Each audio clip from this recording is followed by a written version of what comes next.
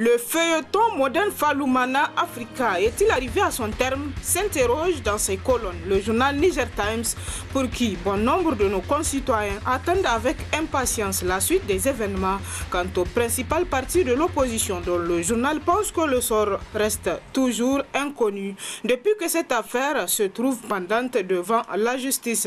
L'on se doit de demander lequel des deux clans remportera cette bataille politique et qui pourra convoquer tranquillement un congrès ordinaire pour se conformer au texte du parti.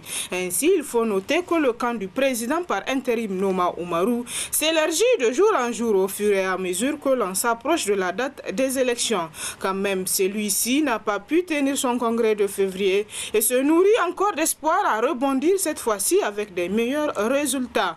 Alors, que dire de l'autre aile qui, jusqu'à preuve de contraire, va agir selon le désir du sieur Hama Amadou au fond de sa cellule? D'autre part, l'opinion se demande si Hama Amadou n'est pas arrivé à sa retraite politique et qu'il doit penser à choisir son dauphin avant qu'il ne soit tard.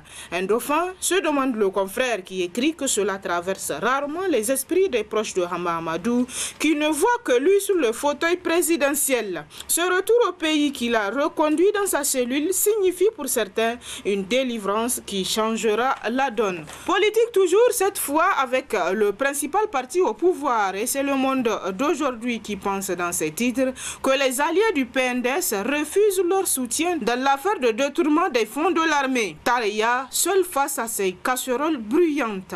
Le journal note que le mercredi 4 mars dernier, le Parti nigérien pour la démocratie et le socialisme PNDS Tareya a publié une déclaration sur ce qu'il est convenu désormais d'appeler l'affaire de détournement au ministère de la Défense nationale. Le journal remarque qu'aucun parti de la mouvance présidentielle n'a pris part à cette déclaration qui, en d'autres circonstances, allait porter la signature de la mouvance pour la renaissance du Niger MRN, la coalition des partis au pouvoir, etc.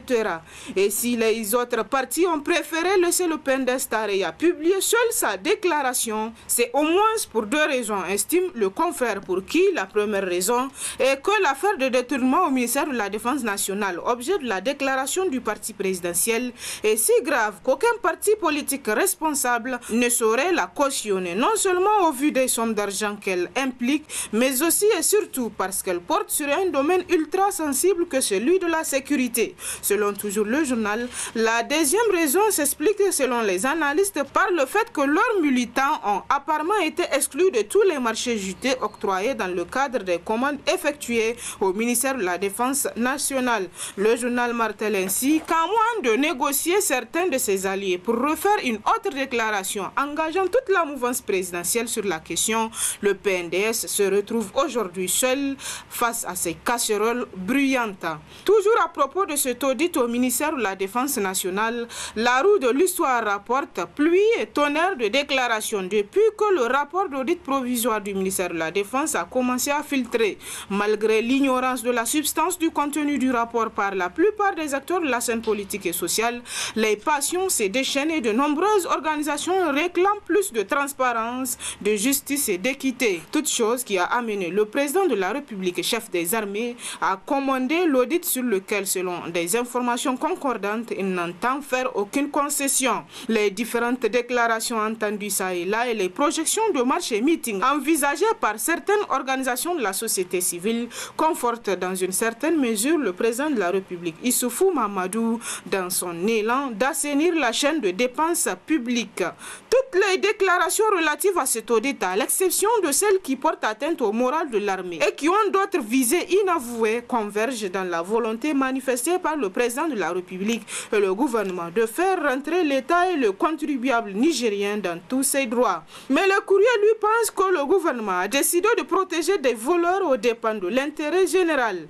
Incompréhensible, s'exclame le courrier, pour qui ce que l'on comprend encore moins, c'est le mutisme du parquet. Un parquet qui, selon le confrère, dans certaines circonstances moins graves, s'est vu dans l'obligation, comme cela a été temporairement déclaré, de s'auto-saisir pour rendre la justice au nom du peuple et réparer le tort commis à l'État. Du moins, c'est ce qui a été avancé comme raison.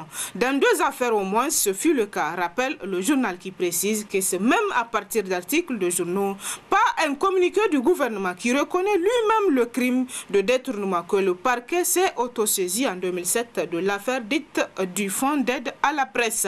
Une affaire qui porte sur un montant de 100 millions au départ, mais que l'instruction judiciaire a ramené à 33 millions. Et là, tout de même, suffit à conduire l'ancien Premier ministre Hama Amadou à l'époque des faits en prison. Le journal se demande ainsi s'il y a d'une part ceux qui bénéficient d'une impunité totale et de l'autre ceux qui, pour un oui ou pour un non, sont conduits en prison. Quant au journal L'Actualité, il s'est intéressé à la déclaration du Front patriotique sur l'audit du ministère de la Défense nationale. Il rapporte ainsi dans ses titres une dilapidation des ressources de l'armée consciemment organisée.